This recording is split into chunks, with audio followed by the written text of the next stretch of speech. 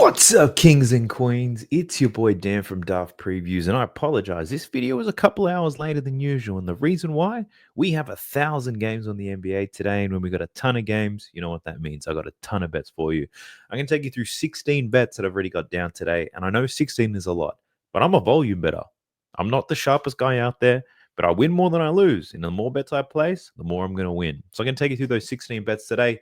But before we do that, let's recap the picks from the last video. So I shared 8 bets in the last video. We did go 4 and 4 on those, but I had a lot of good looks. And if you did some of the same game parlays I spoke about, you would have cashed out.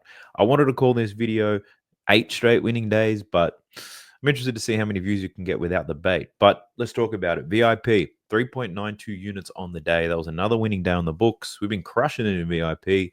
Overall, 6 and 5 on straight bets. Let's talk about the losers real quick. Anthony Davis, over 27.5 points, played well, but that was a really unexpected blowout. I did not think the Lakers were going to get smashed by the Phoenix Suns. Well, scored 25 points in 3 quarters. I thought it was a pretty good look. I don't hate that bet. I definitely play that again. Here's a spoiler. I am playing it again. The next one, Dame Lillard, over 3.5 rebounds. We got hooked. He finished with 3. He had tons of opportunities. I think his rebound chance is going to be sky high. A lot of rebounds. He was pretty much in his hands and it was taken away from him. But what can you do? Still lost the bet. It's a system play. If Dame's at 3.5, I'm going to take it every single time. Tyler Hero, over 30.5 PRA. He played the most minutes out of anyone in that Miami Heat team. He shot the poorly. He had a shot with like 30 seconds left to cash this play and even keep the Miami Heat in this game, and he missed it. Not a bad bet, but unfortunate there. We had Vucevic over 20.5 points. Blowout, he saw less minutes. The matchup was ideal, but I'm going to say that's a bad bet because Vuce, very consistent around the 18 to 20 point mark. 20.5 was a very high line. The matchup was ideal. He needed to play his full set of minutes in order to cash that, and that did not happen. But I think the spread was quite large, and the blowout risk that was always there, and it still took the bet. So that was a bad one. That's something we've got to learn from. And for VIP, I shared out a loser, Rudy Gobert, for a double-double. And this, I've called this a bad bet purely because I loved his rebound line. And then I saw some idiot post something on Twitter saying he's covered his points line against Şengün in like 5 consecutive games or something like that. And I was like, all right, I don't have to take 11.5 rebounds here. Let's just take a double-double. Blew up in my face. He killed it on the rebound, 16 boards or something, but only had 5 points. So that was a bad bet because I got influenced by a stupid Twitter post. But on to the winners. It wasn't a bad day at all. Walker Kessler, under 10.5 rebounds. Read that perfectly. How that correlated to John Collins over his rebounds, that was easy money. And then Victor Wembanyama over his points prop. That was the read of the year so far. Also cashed from Malcolm Brogdon over 14.5 points. I was a little bit sweaty because it was a blowout loss. Keontae George over 15.5 points. And I forgot who it was. I'm going to search the comment section, but one of you guys called that out, Keontae George, and his numbers without Jordan Clarkson. I looked into it and I freaking loved it. Keontae George killed it today. I'll put a screenshot of the comment, give you a shout out. And Royce O'Neal took his over 6.5 rebounds and assists. This was a plus money play as well. And that came in pretty easy. I think it finished with 10. So I hit a Utah Jazz same game parlay at plus 400, Wemby 3-point ladder at plus 310 and plus 650 to celebrate. If you're interested in joining VIP, use the code JAZZ and you'll get 40% off any subscription.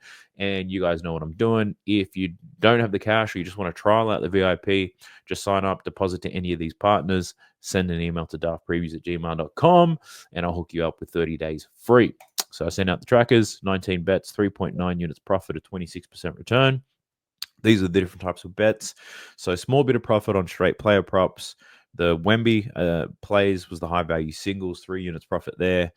And our value plays, we hit 1 out of the 3, finishing with half a unit profit. This was the same game parlay I ended up running with. I didn't put the Wemby part in it just in case if Wemby was a bust and the rebounds prop still happened. I took it out, but Kessler under his boards, Collins over his boards. I took both of them under their points props at a higher line, $50 into 250. And then here's the Wemby stuff. 5 3-pointers made, $50 into 205.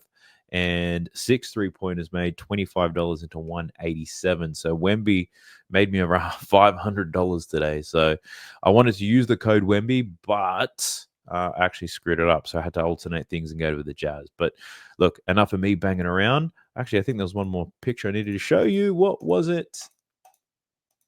And I didn't even upload it. All right. I think it was a picture of the code, actually. It's the use the code Jazz. I think that's available only for the first 20 people who use it. So check it out. The link for that is in the video description below. Now I've got a ton of bets. Let's get to it. All right, we're jumping into props madness. Best tool for NBA player props, hands down. You guys already know. Check it out. 7-day free trial in the video description below. Plus, we get 25% off if you use the code DAFT when you sign up. Now, given the volume of bets and given that I'm running late to sending this out to you guys, I am going to rush through this. I'm not going to go into as much detail as possible. And it's just a rare occurrence given the volume of games that are on. I'll try to get through this as fast as I can, but give you enough context so you can make the best bets possible. Given the volume, I'd encourage you to pick the ones you like the most, the ones you agree with, and play those. And if you are running parlays, 2-3 mans is the max I'd encourage you to do. Now, the first game, we're looking at the Bulls versus the Magic. There's a lot of pace in this game. Well, there could be. Orlando plays slow, the Bulls play fast. Orlando are great defensively, the Bulls are terrible. Who's going to control the tempo? Who's going to control the pace? That I do not know, but I do have a couple of bets down in this game. So the very first one that we are looking at is Franz Wagner. Actually, there are going to be 17 bets today. I didn't put Franz on my list, but I'm going to tell you right now, I took his over 27.5 points is what I ended up taking for Franz. The line's starting to move, but a lot of people are probably not going to touch Franz today, given the letdown against Charlotte. But this matchup against the Bulls is excellent. Franz, he's been an absolute beast without Paolo Banchero in the lineup, especially as of late. The Hornets double-teamed him in the first quarter. I do not see the Chicago Bulls doing that, and this matchup is ideal. Franz scoring in the pick and roll, scoring in the restricted area. Just look at the green right here. That's all the defensive stats for the Bulls. They're absolutely disgusting. Wow. I think Franz has a good bounce back here, scores another 30 points. Simple as that. So I do like Franz. Another player we're running back, which absolutely cooked us, Nikola Vucevic. I'm taking his over points and assists here, and it's purely because we're seeing a great number here. 19.5 points and assists for Nikola Vucevic. And what I've noticed is whether the matchup is easy or difficult, he's going to get really close to it or most likely hit it. So he's hit this in 16 out of 19 games this season, 84% hit rate. The matchup against the Magic is a difficult one, but everyone on the Bulls has a difficult matchup here. Nikola Vucevic probably has the easiest matchup out of all the Bulls players. There's also some motivation if you buy into the narrative. Used to play for the Orlando Magic, up against his old team, should be able to eat here. But Zach LaVine's matchup is disgusting. Kobe White's is disgusting. Josh Giddey can't score anyway. I think they're going to have to play through Vucevic in this game, so I do like his points and his assists. Played against the Orlando Magic earlier this season when they were full strength, finished with 18 points and 5 assists, covering this points and assist line. I think Vucevic gets it done today. So they're the two bets that I do like within that game. Jumping into the next one, it's the Clippers versus the Wizards. Now, I've got no play on this one, partly because there's quite a few game time decisions in this. I don't know if Poole's going to play. And for the Clippers, although I do like some of their players, Norm Powell's a game time decision, but there's also blowout potential. And we know that the Clippers don't like playing their players in the fourth quarter. So there's just too many things going on in that game. I've got no bets on that. Then we have the Miami Heat versus Charlotte Hornets. I considered LaMelo Ball, didn't end up taking it. He's going to take 1,000 shots. I get it. But defensively, this matchup's going to be difficult as hell for him. I'd lean to the over, but not one that I'm playing. Brandon Miller, he's got a pretty soft matchup, I would say. So I think he could be due for a big game here. Miami, pretty good at defending the pick and roll. But for someone like Brandon Miller, spot-up shooter who plays off the ball, I think he can have a pretty good game here. So I do lean to the over in his points. But the bet that I have taken is on his rebounds. So I've taken the over 5.5 rebounds for Brandon Miller here. If we look at his numbers with Miles Bridges out of the lineup, they've been excellent. He's hit this line in 5 out of 6 games. Miami, not a great rebounding team. They're bottom 6 in the league in terms of rebounds allowed. Brandon Miller's going to play close to 40 minutes in this game, and he's going to see a ton of rebound opportunities, given how small the Charlotte Hornets are. They're missing a lot of players. So I think Brandon Miller, a lot of time, a lot of opportunity. I think he gets a lot of rebounds. I also think he goes over his points prop, but I do like the rebounds the most. And then looking at this Miami team, you got to bet on somebody, right? Someone has to take advantage of the Charlotte Hornets and their terrible defense. I'm picking Jimmy Butler in this one. Now, I don't regularly bet on Jimmy Butler in the regular season, but lately he's been killing it. 30, 33, and 23 in his last 3 games. Been scoring the ball quite nicely. And when it comes to matchups, he's got a great one here against the Charlotte Hornets. Jimmy scoring in the pick and roll and in the restricted area. Given the lack of size that this Charlotte's Hornets team has, pretty weak around the basket. I think Jimmy can get there.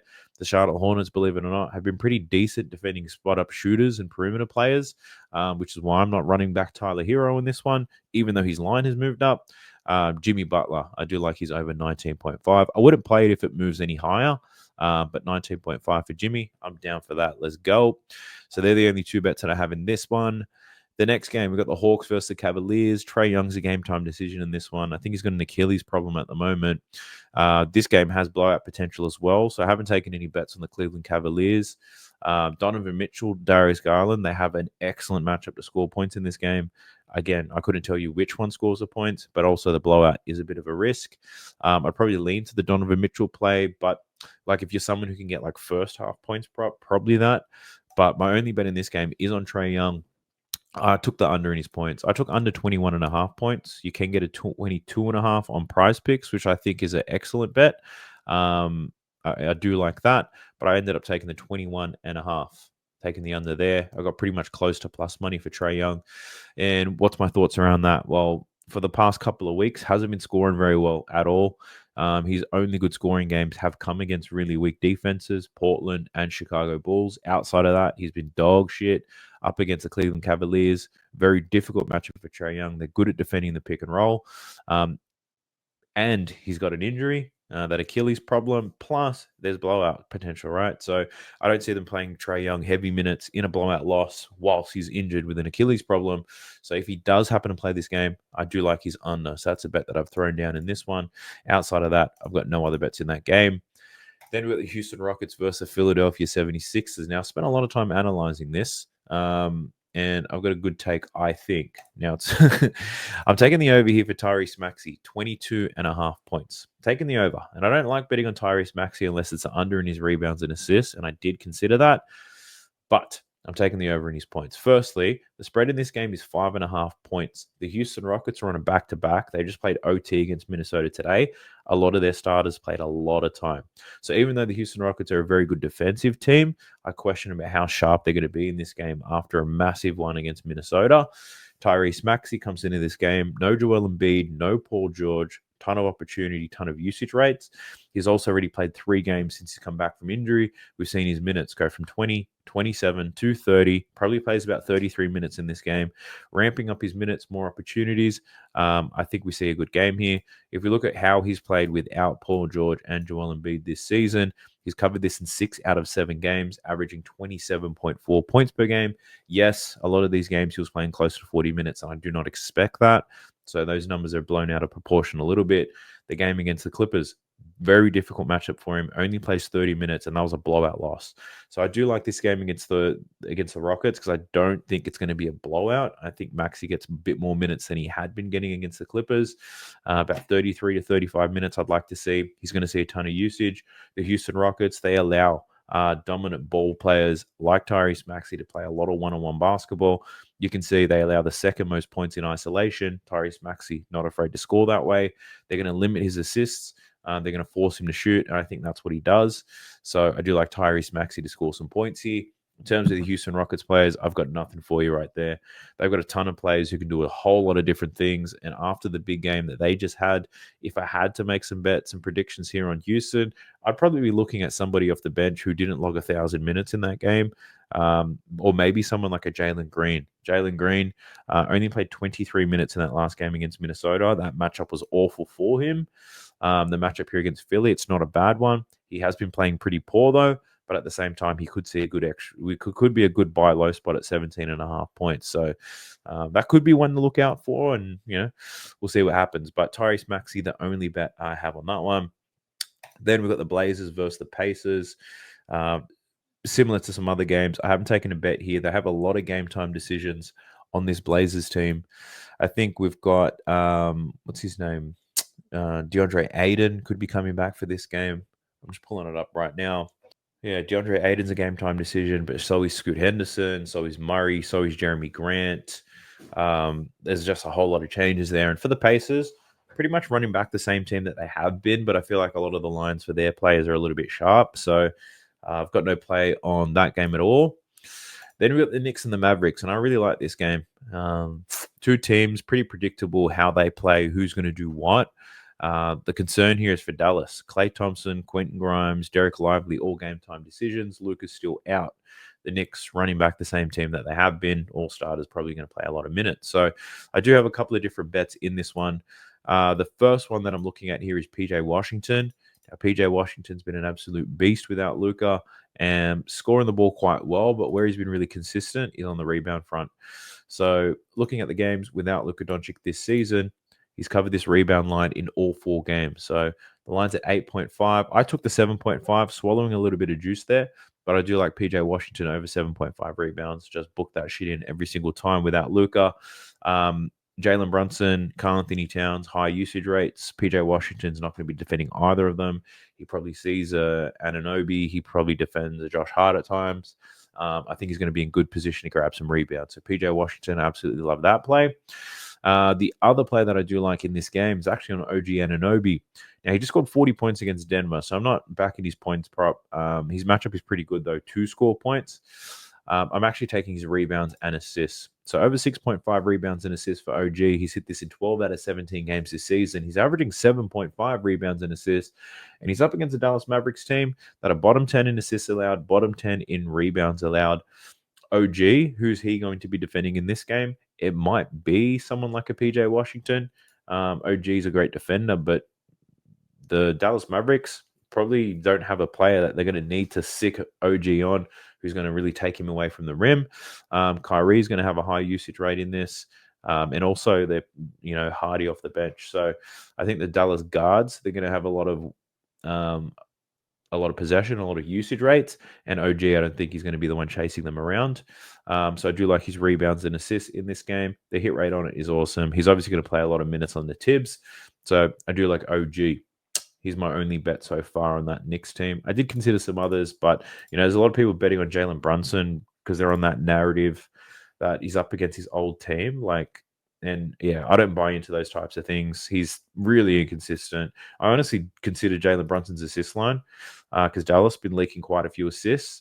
He's been passing the ball extremely well, but 8.5, I don't think I could get there. At 7.5 and play it at 8.5, I don't think I can.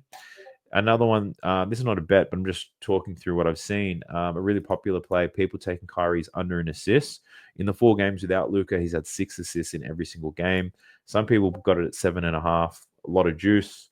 There's 6.5s available at the moment. The reason why I'd say not to take it, purely because the Knicks, they do allow a lot of assists, and they're actually really good at defending in isolation. So they're not going to let Kyrie play one-on-one. They're going to force him to pass it out every single time. So his potential assist numbers could be high in this game. That would be my hesitation. And I also think there are better bets on the board, given how many games there are. Next, we've got the Pistons versus the Grizzlies. Now, in this game, Cade Cunningham looks like there's a chance that he could be back. So I'd be a little bit cautious betting on anyone from Detroit. Chances are he doesn't play, but he is a game time decision after all. Tobias Harris, he's a game time decision as well. But who the hell gives a shit about Tobias Harris? He's J. Cole looking ass. But I just be cautious betting on Ivy until the lineups are confirmed. For the Grizzlies, no Ja Morant in this one. So no Ja Morant. In this type of matchup with the Pistons, I'm going with Jaren Jackson Jr. and I'm taking his points plus assists in this game. Now, he's hit this in 10 out of 16 games this season. The hit rate on it is excellent. If we get specific and look at the games without Ja Morant, he's hit this in 7 out of 9 games, averaging 26.7 points and assists. So I do love that. In terms of matchup, it's a pretty decent one. Jaren Jackson Jr. scoring quite a few points in the paint.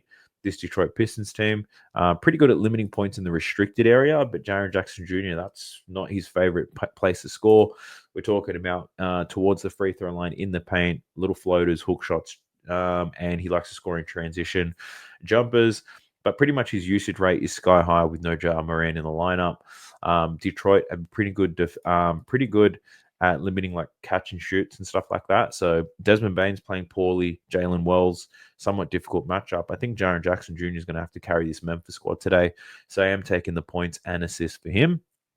Outside of that, no other plays. I did consider Desmond Bane in his rebounds because I bet that many times with Ja out of the lineup, and it's hit quite well. And to be honest, I still think it's a pretty good play, but I already know I've got a ton of bets down, so I'm not looking to force anything. But Desmond Bain to get some boards is a good look.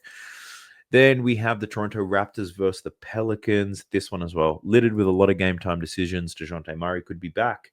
Brandon Ingram's a game time decision. Trey Murphy's a game time decision. Hawkins a game time decision. It's absolutely disgusting for the Pelicans. And for the Raptors, I think there was value on the board, but that's kind of been bet straight off it. I think Scotty Barnes' assists would have been a lovely play. It's up to 6.5, but it's moving quickly. This is at 5.5 at really good odds, but that got bumped up straight away. I'd still lean to the over at 6.5. Pearls do give up a lot of assists this season, but there's a chance here that the Pelicans could be getting a lot of key players back, right? So, yeah, I'm not playing anything in that one. And then we're getting into the last 4 games. Pumping the brakes real quick to say thank you. This train is still going. We are blowing up Deluxe, guys. The subscribers are rolling in. The views are sky high. We're setting some personal bests here. And I just wanted to stop to say thank you all for the support, all the wonderful comments. Subscribe to the channel if you have not already. Pretty sure we'll be at 15,000 subscribers by the end of this upcoming set of games, which is just mind-blowing. We're getting like 1,000 subscribers every 2 days. So I just want to say a stop to say thank you. I appreciate it. Like, comment, subscribe, all that good stuff. Help get this video out to more people. And if you want to support me in other ways, meaning more money in my pocket, you can sign up to all of these guys right here. All the guys I'm partnered up with, they pay me a little bit of cash if you happen to sign up and make your first deposit. And the way that I try to help you if you do that, I'll give you guys a month of my VIP picks for free. But let's get back to the rest of them. Let's go. All right, we're looking at the Kings and the Timberwolves, and I do like this game. I had a lot of bets down, and then I was like, no, actually, I don't like them for a few reasons. Being straight up with you guys, I did like Anthony Edwards over in his points prop. I had that down. I had it written up, did my analysis, and then I was like, actually, Anthony Edwards, he just played 43 minutes today against the Houston Rockets. And when I looked at Anthony Edwards in back-to-backs, I wasn't overly impressed with the way that he's played. Shot percentage is quite poor. Hitting this in only 1 out of 3 games against some pretty weak competition. Up against the Kings, the matchup is good, but the back-to-back form there for Anthony Edwards after playing 43 minutes, that's a bit of a concern for me. Julius Randle, he's got a really difficult matchup today against the Kings, but he has smoked the Kings in the 2 games this season. But ultimately, what I went with is this. Naz Reid, I took him over 12.5 points. Now, the reason why, he only played 26 minutes today. He's played really well too. 19 points in that game against Houston. 2 games against the Kings already this season, scoring 19 and 16 points. And on top of that, his matchup is fantastic. Naz Reid scoring a lot of points as a spot-up shooter, and he shoots them above the break. Sacramento Kings, dog shit. They are the worst team in the league at defending spot-up shooters, and they're bottom 3 in the league at defending points scored from above the break. It's a great recipe here for Naz Reid to get cooking. If you want another play, you could pivot to his 3-pointers made prop. His line's at 1.5. It is juiced to the max, though, but I do love it. Naz Reid should hit a couple wide open threes in this game, and he should go over his points prop. So, Naz Reid, we loving that. What else is in this game that I took? I didn't take anything for the Kings purely because the markets for them are not available right now. And Sacramento, there's nothing on RotoWire that I can see that explains the reason why. But yeah, only Minnesota props available at the moment. Something could be happening behind the scenes. Who knows? But I want to go back to the Pistons game and Grizzlies because I did forget one. I forgot a play. I can't believe it. Tim Hardaway Jr. This is just a system play. Rebounds and assists. I'm taking him under 4.5 again. It's pretty much as simple as that. I'm going to take Tim Hardaway Jr. under his rebounds and assists every single time he's playing with Jalen Duren, and that number stays at 4.5 because I said it in the last time I took this bet. The only time he went over was when Jalen Duren got injured, and then when Jalen Duren missed the next 2 games due to injury. So with Jalen Duren in the lineup, he's only hit the over in 1 out of 14. This game, Jalen Duren only played the first 8 minutes. So this is just a system play. I'm just going to keep taking it. Very similar to Dame Lillard. If his rebounds at 3.5, I'm just going to take it every single time. So I want to let you guys know. But let's talk about this one. Lakers versus Spurs. And I got quite a few looks in this one. Got paid very well in the Spurs game today. So looking at Victor Wembanyama today, and I'm just taking the over in his 3 points prop. It's still at 3.5, and it's still at plus money today. Insane odds. He's hit this in 6 consecutive games. The volume is just crazy. I told you guys he's in love with the three. He took 14 3-pointers against the Utah Jazz today. He's up against the Lakers. When he last played them, he was 4 from 13, shooting 31% from the field. And I think he's probably going to take another 10 to 15 3-pointers in this game. So I do like it. The Lakers, not great defensively anyway. I think Wemby's going to get his opportunities here. My concern is like it's a back-to-back game. He's only played 2 back-to-back games this season. And in those games, 34 minutes and 32 minutes. So if he sees more than 30 minutes, he's probably going to take at least 10 3-pointers here against the Lakers. So I do like him to make at least 4 of them. My next pick in this game is for Stephon Castle, and I took his over 12.5 points. So his recent form is fantastic, seeing a ton of opportunity given that Vassell is out, Sohan is out, Stephon Castle playing very well and making the most of it. His last 3 games, 18, 19, and 23 points. He also scored 22 points against the Lakers the last time they played. And how and why did he do that? It's because this matchup is perfect for him.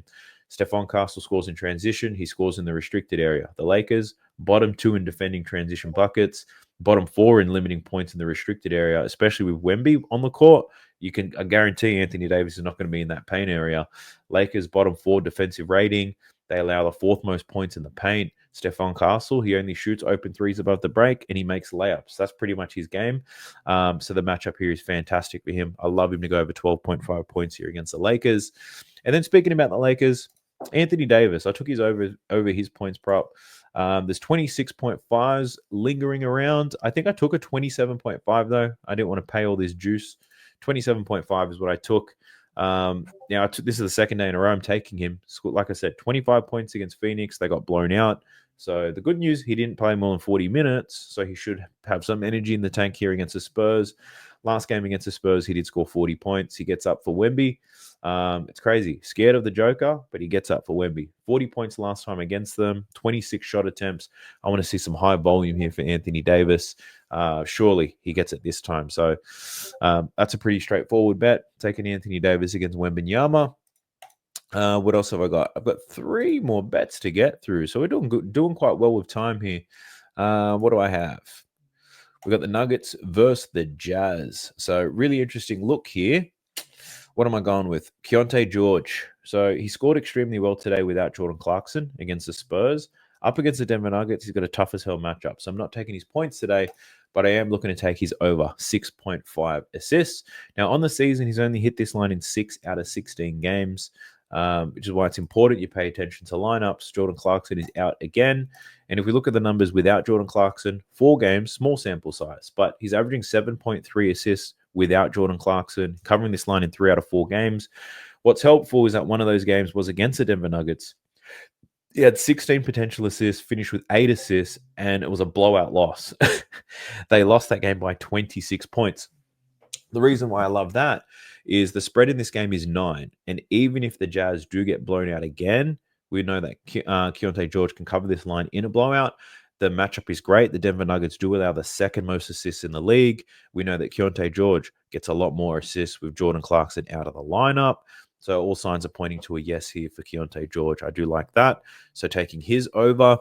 The other play that I have in this game, again, this is probably another one of those system plays. I'm just taking Christian Braun here, and I'm taking him over his points and assists.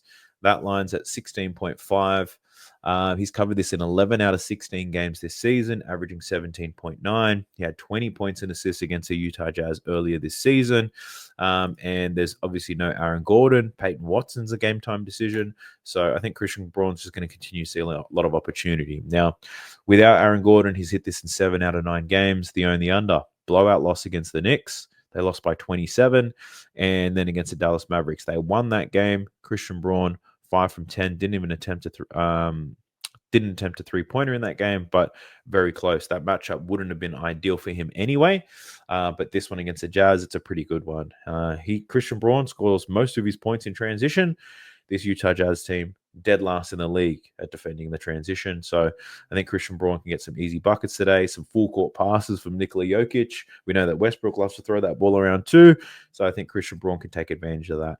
16.5 points and assists. And now we're heading into my last play of the day. we're skipping this Nets and Suns game. Limited markets. We don't know who the hell's going to be playing. Heading straight to the Thunder versus the Warriors. I'll hit you with the bet, and then I'll tell you about a lean. Taking Isaiah Hartenstein, and I took his over in rebounds, over 9.5 boards. He's only played 2 games this season, playing off the bench, but still playing about 30 minutes a night. 14 rebounds against the Blazers, 10 rebounds against the Kings, up against the Golden State Warriors, who do allow the 3rd most rebounds in the league. It's just an ideal matchup here. Isaiah Hartenstein should absolutely eat. Similar players as of late against the Warriors. Capella had 10 boards. Zubac got 17 rebounds. I think Hartenstein, especially on this OKC team, they don't have any good rebounders around him. He should be able to gobble it up. So I do like his over 9.5 rebounds here for Isaiah Hartenstein. And I want to give you some insights on Steph Curry here. Now, I was very close to betting Steph Curry points, rebounds, and assists. The matchup, if you looked at Props Madness, or it doesn't matter what tool you looked at, if you looked at it, you'd see that this matchup is awful. Awful for Steph Curry, awful for guards, really, against OKC. But Steph Curry has killed OKC many times. Earlier this season, a couple of weeks ago, he had hit him with 36 points, 5 rebounds, and 7 assists. If you look at last season's numbers in head-to-head matchups, look at this. 30 points, 8 rebounds, 7 assists. And then we've got 25 points, 7 rebounds, 3 assists, and 34 points, 6 rebounds, and 3 assists. So he's absolutely smoked the OKC Thunder at this line. My only concern is Steph Curry is a year older. Steph Curry also has an injury. Well, he's had knee soreness for the last 20-something days. And my concern is he might not play the minutes.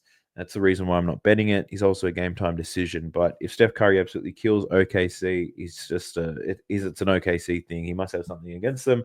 So I do like his over in his PRA, but I'm not taking it. I'm just sticking with Isaiah Hartenstein. Like I said earlier, I got a ton of bets down today. I am a volume better after all. What's the goal? I'm hoping that we get all 16 right, obviously, but being realistic, what can we call a good day? I'd say something like a 10-6. If I can get at least 10 winners on this day, I grade it as a good one. Anything worse than that, I'd be somewhat disappointed with myself. But for those of you in VIP, you're going to see some value plays, high value singles. Those things drive the profit. That's the main thing I want to hit there, because those things can absolutely explode our bankroll. But I'm going to edit this video, get it out to you guys. I am running a little bit late. I also got to do some more stuff for VIP as well. But I honestly do appreciate everybody who's stopping by, everyone who's commenting, everyone who's subscribing. I'll catch you guys soon. In terms of when I'm going to catch you guys, I know that there's a day off, and then we've got a massive set of games on the Friday night. So I'll probably get to sleep at a decent hour. Haven't had 8 hours sleep in a couple of months now, so I'm looking forward to that. So good luck to everybody on this massive set of games. Hope we cash out, take a break straight after that, and then we resume things on the Friday night. So I'll catch you guys in the next one. Peace.